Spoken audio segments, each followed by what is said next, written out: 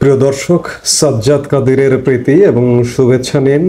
এই মুহূর্তে আপনাদের সামনে কথা বলতে এসেছি। পাকিস্তানকে পিছু হটতে বাধ্য হলো, এই প্রসঙ্গটি নিয়ে আপনাদের সামনে কথা বলবো। মঙ্গলবার দিবাগত মধ্যরাতে পাকিস্তানের জঙ্গি ঘাঁটিতে ভারতের অপারেশন সিঁদুরের পরে বুধবার দিনভর পাকিস্তানের যে হম্বিতম্বি দেখা গিয়েছিল, তাতে মনে হয়েছিল যে বুধবার দিবাগত রাতেই অর্থাৎ গত রাতেই পাকিস্তান ভারতের বিভিন্ন জায়গায় হামলা করবে। আমি সেই আশঙ্কার কথা বলেও ছিলাম, কিন্তু সেই হামলার ঘটনা দেখা যায়নি। পাকিস্তান কোথাও হামলা করেনি, কারণ বুধবার ভারতে পাল্টা আঘাত করতে সেনাবাহিনীকে পূর্ণ স্বাধীনতা দিয়েছিল পাকিস্তান। এর আগে প্রায় সপ্তাহখানেক আগে, প্রায় 10 দিন আগে ভারত তাদের সেনাবাহিনীকে পূর্ণ স্বাধীনতা দিয়েছিল যে কিভাবে, কোথায়, কখন হামলা করবে বা সামরিক হস্তক্ষেপ কিভাবে করবে। ভারত কিন্তু তাদের সেনাবাহিনীকে স্বাধীনতা দিয়েছিল। এর ঠিক 7 দিন পরে মঙ্গলবার দিবাগত মধ্যরাতে ভারত বেছে বেছে পাকিস্তানের জঙ্গি ঘাঁটি, যেগুলো 9টি জঙ্গি ঘাঁটিতে হামলা করে গুড়িয়ে দেয়। এর প্রেক্ষিতে স্বাভাবিকভাবেই মনে করা যায় যে যেহেতু পাকিস্তানও তার সেনাবাহিনীকে স্বাধীনতা দিয়েছে, তাহলে কি পাকিস্তানও হামলা করতে যাচ্ছে?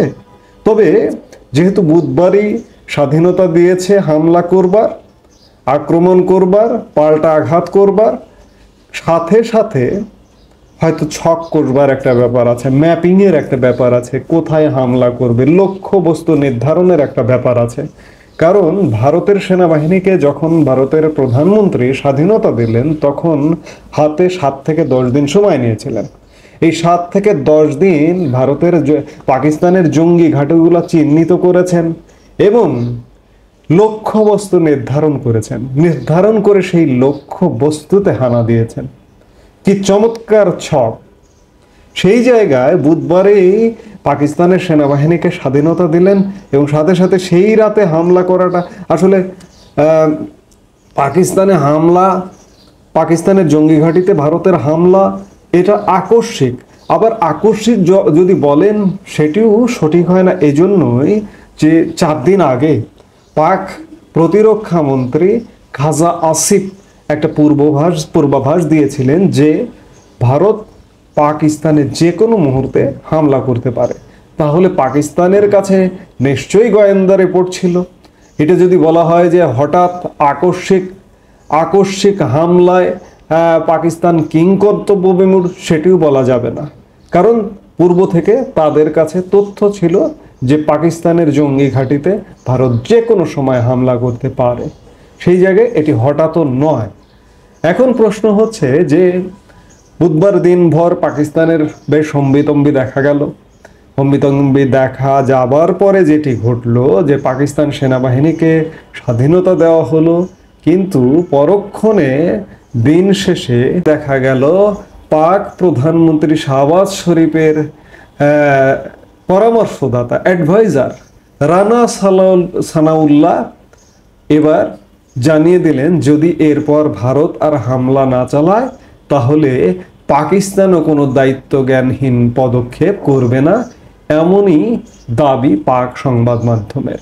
অর্থাৎ এই বার্তা থেকে এটি ধারণা করা যায় যে পাকিস্তান আসলে পিছু হটল। পাকিস্তানের জাতীয় নিরাপত্তা কমিটির বৈঠকের পর রানা সানাউল্লাহ বলেছেন, আমরা উপযুক্ত জবাব দিয়েছি, যদি ওরা আরও পদক্ষেপ করে তাহলে আমরা উপযুক্ত জবাব দেব।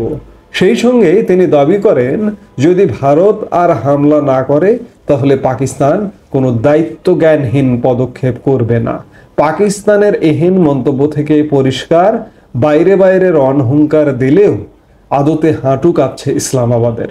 ফলে পরোক্ষে ভারতকে শান্তি প্রস্তাবই দিচ্ছে তারা। রানা সানাউল্লাহর বক্তব্যের আগেও পাকিস্তানের তরফে একটি বিজ্ঞপ্তিও জারি করা হয়েছিল। সেখানে বলা হয়েছিল পাকিস্তানের মাটিতে জঙ্গি শিবিরের উপস্থিতি নিয়ে ভারতের দাবি সম্পূর্ণ ভিত্তিহীন। 22 এপ্রিলের ঘটনার পরই এটা স্পষ্ট করে দেওয়া হয়েছিল। পহেলগাঁও হামলার পর পাকিস্তান ভারতকে স্বচ্ছ এবং নিরপেক্ষ তদন্তের প্রস্তাব দিয়েছিল, কিন্তু দুর্ভাগ্যবশত সেটি গৃহীত হয়নি। যে সমস্ত জায়গায় সাধারণ মানুষের বসবাস, ভারত সেখানে হামলা চালিয়েছে। পাকিস্তান সঠিক সময় এর যোগ্য জবাব দেবে, এটা পাকিস্তানের অধিকার। কিন্তু এবার ভিন্ন সুর পাকিস্তানের গলায়। পাকিস্তান যোগ্য জবাব দেওয়ার কথা বলেছিল, ভারত হামলা করেছে এবং সাধারণ মানুষের বসবাস স্থলে ভারত হামলা চালিয়েছে ইত্যাদি বিভিন্ন কিছু বলেছিল, কিন্তু পাকিস্তানের সুর এখন নরম। সুরটা নরম কি? এটা কি আদতেই নরম? পাকিস্তান কি এত শিষ্টাচার সম্পন্ন দেশ? যদি শিষ্টাচার সম্পন্ন দেশ হতো তাহলে আপনি চিন্তা করুন যে পহেলগাঁও হামলা হলো 22 এপ্রিল, 24 এপ্রিল থেকে ভারতের সেনা ঘাঁটিতে পাকিস্তানের সেনাবাহিনীর গোলাগুলি। এটা কি শিষ্টাচারের বহিঃপ্রকাশ? নিশ্চয়ই নয়। পাকিস্তান নিশ্চয়ই ভেতরে ভেতরে কৌশল আটছে, এবং আমি একটু আগে যেটি বললাম যে এখনো পর্যন্ত তাদের ম্যাপিং করা হয়নি বা লক্ষ্যবস্তু নির্ধারণ করা হয়নি যে কোথায় হামলা করবে, এমনটা হতে পারে। আরেকটি বিষয় যে পাকিস্তানের শুভবুদ্ধিরও উদয় হতে পারে। পাকিস্তান ভাবতে পারে যে আমরা যদি ভারতের সাথে যুদ্ধ জড়িয়ে যাই, সেই যুদ্ধ আমরা আসলে কন্টিনিউ করতে পারবো কিনা।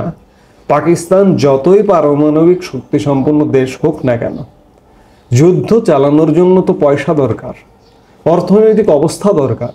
পাকিস্তানের কি সেই অর্থনৈতিক ভিত্তি আছে? পাকিস্তান কি দিনের পর দিন যুদ্ধ চালিয়ে যেতে পারবে? সেই অবস্থাটি আছে? পাকিস্তানের অর্থনৈতিক অবস্থা ভয়ানক, করুন। সেই জায়গা থেকে পাকিস্তানের শুভবুদ্ধির যদি উদয় হয় যে পাকিস্তান এর পাল্টা জবাব দেবে না বা পাকিস্তান এখানেই ইস্তফা দেবে, তাহলে সেটি দুই পক্ষের জন্যই মঙ্গল। এখন দেখার বিষয় পাকিস্তান আসলে কৌশলী অবস্থান নিল, নাকি তারাও কি 7-10 দিন সময় নিল যে লক্ষ্যবস্তু নির্ধারণ করা, ছক আঁকা, ম্যাপিং করা, তারপরে ভারতে হামলা করবে। এমনটা কি? এমনটা যদি হয় তাহলে যুদ্ধ অনিবার্য।